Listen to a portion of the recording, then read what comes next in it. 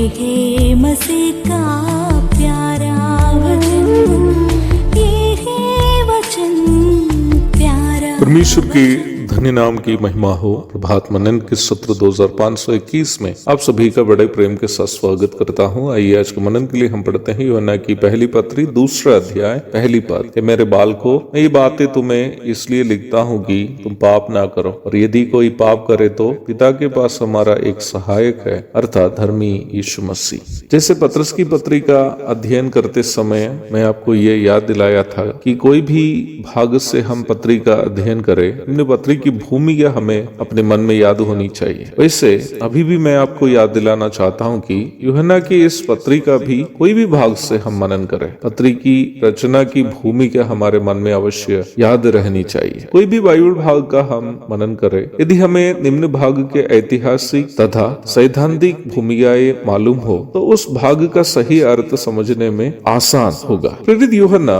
इस पत्री की रचना करने का एक महत्वपूर्ण कारण इफिसुस के झूठे शिक्षागण एवं उनके द्वारा कलीसिया में सिखाई गई झूठी शिक्षाएं हैं। वचन की सही शिक्षा एक ढांचे के समान है। It's like a frame. जो वस्तु को उस ढांचे में डाल दी जाती है, उसका आकार उस ढांचे के समान हो जाता है। पुराने समय में गांवों में मिट्टी से ईंट बनाने की एक विशेष तरीका होती, आपको भी मालूम होगा। मिट्टी को गीला करके लकड़ी का एक ढांचा में डाल दी जाती है। ढांचे के दोनों ऊपर और नीचे के हिस्से खुले रहते हैं। गीली मिट्टी भरने के बाद निम्न भरे ढांचे को धूप में छोड़ दिए जाते हैं। मिट्टी जब सूख जाती है तो धीरे धीरे उस ढांचे को उठा लिया जाता है। जब ढांचा हटा दिया जाता है तब मिट्टी का आकार उस ढांचे का होगा जिसमें मिट्टी डाली गई थी। रोमी 6:17 में वचन की शिक्षा को एक ढांचे से तुलना करके समझाई गई, अर्थात उपदेश अथवा वचन की शिक्षा रूपी ढांचे में जो भी विश्वासी अपने आप को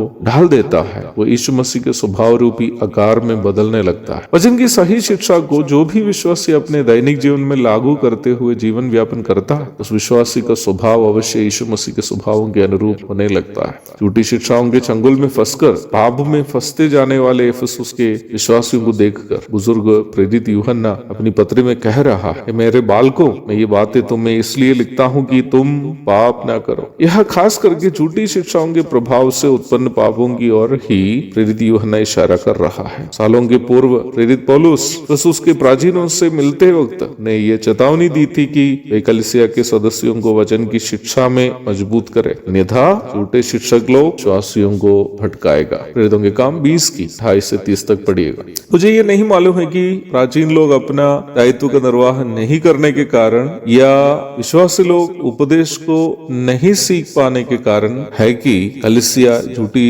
शिक्षकों के चंगुल में फंसी है। मुझे नहीं मालूम। जो भी कारण, इस बात पर तर्क नहीं है कि विश्वासी लोग वचन का उपदेश को अपने जीवन में अवश्य लागू नहीं कर पाए। वचन की शिक्षा को नजरअंदाज करना पाप में फंस जाने की सबसे बड़ी प्रेरणा है, क्योंकि वचन की सही शिक्षा हमें अपने जीवन में यीशु मसीह को लागू करने के लिए जब प्रेरित करती है, तब उस शिक्षा को नजरअंदाज करना पाप करने की सबसे बड़ी प्रेरणा हो जाती है। इसलिए वचन की सही शिक्षा को थामे रहना हर एक विश्वासी का दायित्व है। एक और शुभ दिन की धन्य कामनाओं के साथ आज का मनन में यहाँ समाप्त करता हूँ। प्रभु आप सबको आशीष दे। आमीन।